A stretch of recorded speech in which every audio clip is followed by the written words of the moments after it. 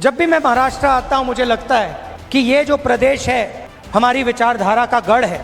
मणिपुर देखिए, civil war जैसा माहौल बना हुआ है। आज तक हिंदुस्तान के प्रधानमंत्री मणिपुर नहीं गए, जा ही नहीं सकते। इनकी आंखों में एक ही तरीका का मेरिट है, अगर आप आरएसएस के हो तो मेरिट है, अगर आरएसएस के नहीं हो तो आपके लिए इन संस्थाओं में कोई जगह नहीं। प्रधानमंत्री जी ने किस कारण माफी मांगी कि ये जो मूर्ति थी इसका कॉन्ट्रैक्ट आरएसएस के एक व्यक्ति को दी गई, कि मूर्ति के बनने में भ्रष्टाचार हुआ, चोरी हुई, शायद प्रधानमंत्री इसके लिए माफी मांग रहे हैं। सिर्फ 2 लोगों की सरकार क्यों चलाते हो? जहां भी हम देखते हैं बड़े से बड़े कॉन्ट्रैक्ट अदानी और अंबानी जी को मिलते हैं। यहां आकर मुझे बहुत खुशी हो रही है। कदम जी की याद में हम यहां आए हैं। उन्होंने अपनी पूरी जिंदगी कांग्रेस पार्टी को, महाराष्ट्र को, देश को दी, विकास का काम किया, शिक्षा का काम किया और कांग्रेस पार्टी के साथ पूरे दिल से पूरी जिंदगी भर वो खड़े रहे। जब इंदिरा गांधी जी चुनाव हारी थी तब भी कदम जी उनके साथ थे। 2 बजे रात को उनकी मीटिंग ऑर्गेनाइज की थी, 2 बजे रात को पब्लिक मीटिंग ऑर्गेनाइज की थी। तो आज हम उनकी याद करते हैं। महाराष्ट्र प्रोग्रेसिव स्टेट है, अलग अलग लोगों ने यहां पर प्रोग्रेसिव काम किया, जनता को एक साथ लेकर इंस्पायर किया और वो लोग महाराष्ट्र को रास्ता दिखाते हैं। बहुत लंबी लिस्ट है। शिवाजी महाराज जी, शाहू महाराज जी, फूले जी, अंबेडकर जी, इन सब ने महाराष्ट्र को नहीं मगर पूरे देश को जीने का तरीका, प्रगति और इंस्पिरेशन दिया। और मैंने खारगे जी से आज कहा, कांग्रेस प्रेसिडेंट हैं तो अंदर की बात आपको बताता हूं। हम जैसे ही लैंड किए तो मैंने खारगे जी से कहा कि खारगे जी मैंने एक बात नोटिस की है। तो उन्होंने कहा क्या? मैंने कहा मैं आपके साथ कर्नाटक जाता हूं तो आप बहुत खुश हो जाते हो, जैसे ही आप जहाज से उतरते हो चेहरे पे मुस्कान होती है। मगर मैंने एक और बात देखी है, जब आप महाराष्ट्र आते हो तब भी आप बड़े खुश होते हो, आपके चेहरे पे मुस्कान होती है। तो 1 सेकंड में उन्होंने जवाब दिया, राहुल, महाराष्ट्र में कांग्रेस पार्टी की विचारधारा बहुत गहरी घुसी हुई है, इसलिए जब मैं यहां आता हूं मुझे खुशी होती है। यहां पे विचारधारा कांग्रेस की है, अंबेडकर जी की है, शिवाजी महाराज, फूले जी की है। और इसीलिए मुझे यहां आकर उतनी ही खुशी होती है जितनी मुझे कर्नाटक में जाकर होती है। और यही मेरी फीलिंग है। जब भी मैं महाराष्ट्र आता हूं मुझे लगता है कि ये जो प्रदेश है हमारी विचारधारा का गढ़ है, फाउंडेशन है, और आप लोगों के डीएनए में हमारी विचारधारा है। और लड़ाई विचारधारा की है। जो आप हिंदुस्तान में देख रहे हैं ये सिर्फ पॉलिटिक्स नहीं है। पहले पॉलिटिक्स चलती थी,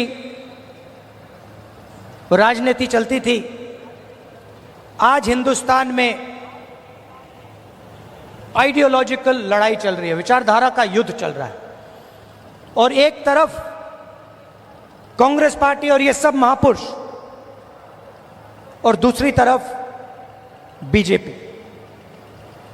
हम सोशल प्रोग्रेस चाहते हैं, हम सबको जोड़कर एक साथ आगे ले जाना चाहते हैं, और वो चाहते हैं कि चुने हुए लोगों को हिंदुस्तान का पूरा फायदा मिले, दलित दलित रहें, पिछड़े लोग पिछड़े रहें, आदिवासी आदिवासी रहें, और जो जात का ढांचा है वो वैसा का वैसा रहे। ये हम दोनों के बीच में लड़ाई है, और ये आपको पूरे देश में दिखेगी। वो नफरत फैलाते हैं, हिंसा फैलाते हैं, एक धर्म को दूसरे धर्म से लड़ाते हैं, एक जात को दूसरी जात से लड़ाते हैं, एक भाषा को दूसरी भाषा से लड़ाते हैं। मणिपुर देखिए, पहली बार हिंदुस्तान की हिस्ट्री में सिविल वॉर जैसा माहौल बना हुआ है, मगर आज तक 1.5 साल हो गया, आज तक हिंदुस्तान के प्रधानमंत्री मणिपुर नहीं गए, जा ही नहीं सकते, क्योंकि वहां पे बीजेपी के लोगों ने आग लगाई। तो ये लड़ाई चल रही है। भारत जोड़ो यात्रा में कन्याकुमारी से हम कश्मीर चले। लोग कहते हैं कि राहुल गांधी कन्याकुमारी से कश्मीर चला। नहीं, मैं अकेला नहीं चला था, लाखों लोग हमारे साथ कन्याकुमारी से कश्मीर चले थे। महाराष्ट्र में, केरल, तेलंगाना, उत्तर प्रदेश, मध्य प्रदेश, हर प्रदेश के लोग चले थे, और एक लक्ष्य था, जो एक लाइन में हमने कह दिया, नफरत के बाजार में मोहब्बत की दुकान खोलनी। हमें नफरत की राजनीति नहीं चाहिए, नफरत का हिंदुस्तान नहीं चाहिए, हमें मोहब्बत की राजनीति चाहिए, मोहब्बत का हिंदुस्तान चाहिए। हम भाईचारा देखना चाहते हैं, हम एक दूसरे की इज्जत करना चाहते हैं। यह फर्क है। आप देखिए, देश के कोने कोने में ये लोग नफरत फैलाते हैं, और ये नई चीज नहीं है, ये सदियों से कर रहे हैं, और ये विचारधारा की लड़ाई भी पुरानी है। आज ये लड़ाई कांग्रेस पार्टी और बीजेपी के बीच में है। इससे पहले यही लड़ाई फूले जी ने लड़ी, यही लड़ाई शिवाजी महाराज ने लड़ी। विचारधारा उनकी और हमारी मिलती है। उनकी विचारधारा में और कांग्रेस पार्टी की विचारधारा में कोई फर्क नहीं।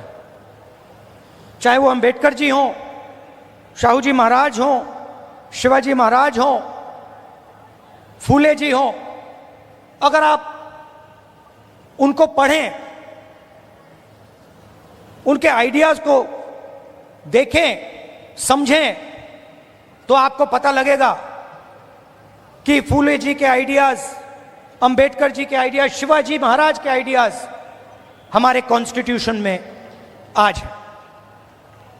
और चुनाव में हमने साफ कह दिया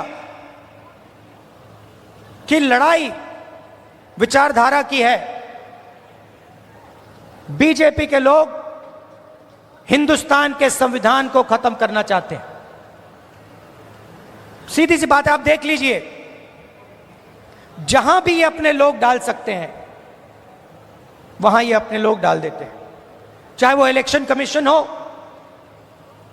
चाहे वो शिक्षा के इंस्टीट्यूशंस हो, लीगल सिस्टम हो, ब्यूरोक्रेसी हो, ये मेरिट नहीं देखते हैं। आज हिंदुस्तान में इनकी आंखों में एक ही तरीका का मेरिट है। अगर आप आरएसएस के हो तो मेरिट है, अगर आरएसएस के नहीं हो तो आपके लिए इन संस्थाओं में कोई जगह नहीं। और हर रोज ये कॉन्स्टिट्यूशन पर आक्रमण करते रहते हैं, कोई ना कोई नया तरीका ये निकालते रहते हैं। हमने जाति जनगणना की बात की। हमने कहा कि देखिए, देश में पता लगाना है कि किसकी कितनी आबादी है और किसका कितना हक बनता है। मैंने कुछ गलत बोला?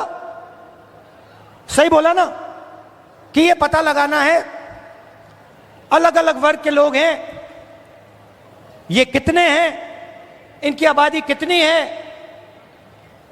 और इनका हक क्या है और कौन सी संस्थाओं में इनके लोग हैं। एक प्रकार से हम स्नैपशॉट लेना चाहते हैं कि हिंदुस्तान में आज क्या हालात है। बीजेपी के लोग एकदम कहते हैं नहीं, हमने दबाव डाला,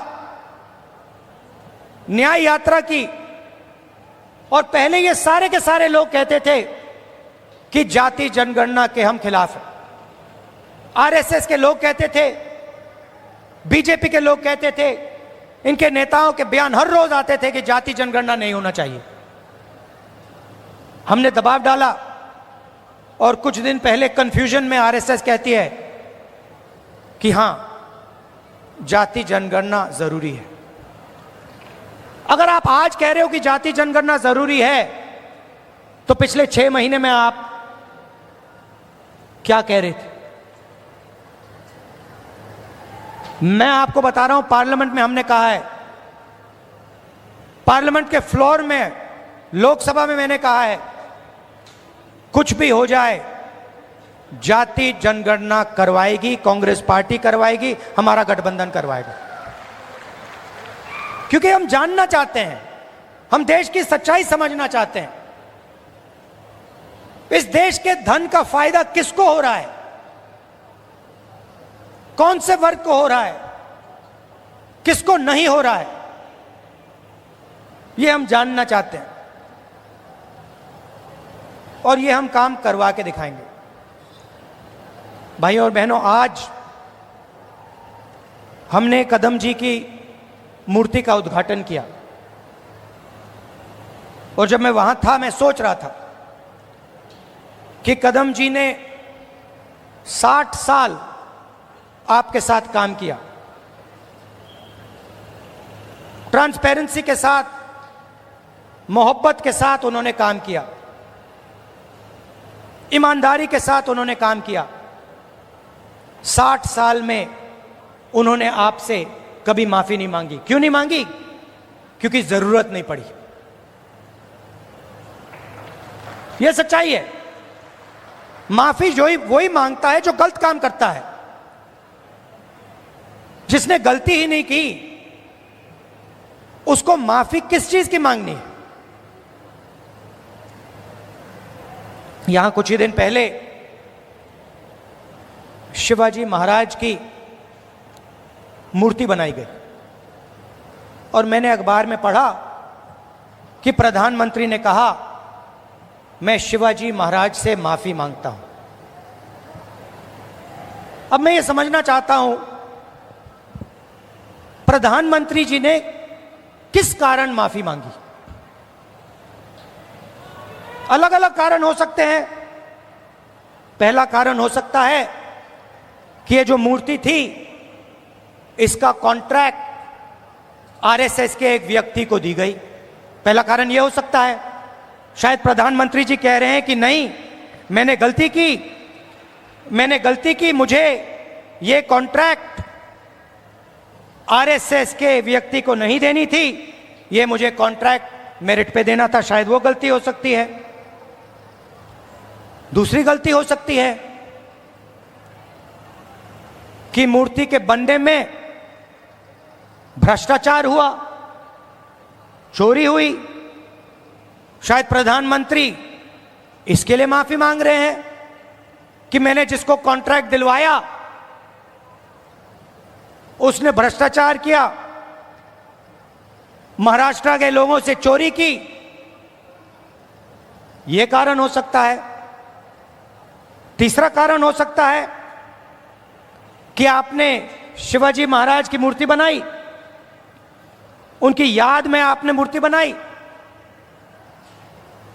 और आपने इतना भी ध्यान नहीं दिया कि वो मूर्ति खड़ी रहे। मैं आपको गारंटी देता हूं, कदम जी की जो मूर्ति बनी है ना, आप यहां 50, 60, 70 साल बाद आ जाइए, यहां आपको दिखेगी।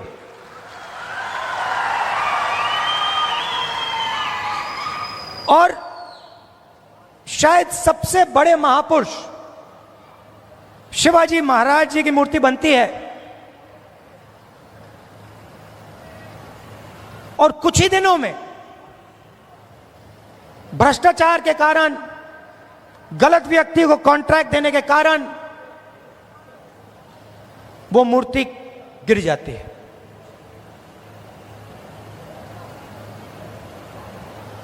शिवाजी महाराज का अपमान किया है और प्रधानमंत्री को सिर्फ शिवाजी महाराज से माफी नहीं मांगनी चाहिए। अगर माफी मांग रहे हैं तो महाराष्ट्र के हर व्यक्ति से माफी मांगनी चाहिए और प्रधानमंत्री जी को यह भी समझाना चाहिए कि आप सिर्फ 2 लोगों की सरकार क्यों चलाते हो। जहां भी हम देखते हैं बड़े से बड़े कॉन्ट्रैक्ट अदानी और अंबानी जी को मिलते हैं।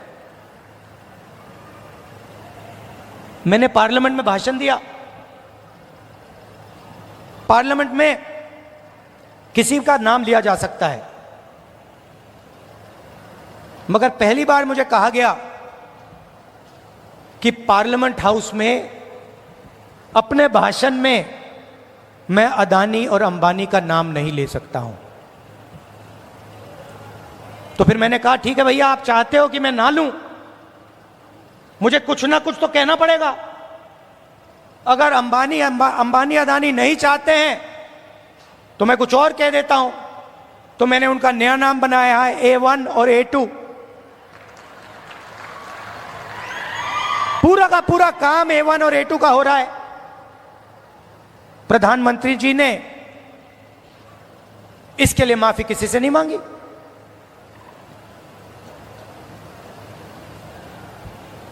काले कानून आए, किसानों से उनका हक छीनने वाले कानून, 700 किसान शहीद हुए। हमने पार्लियामेंट में कहा कि 2 मिनट इनके लिए मौन रखा जाए। हमें कहा जाता है नहीं, ये शहीद नहीं है।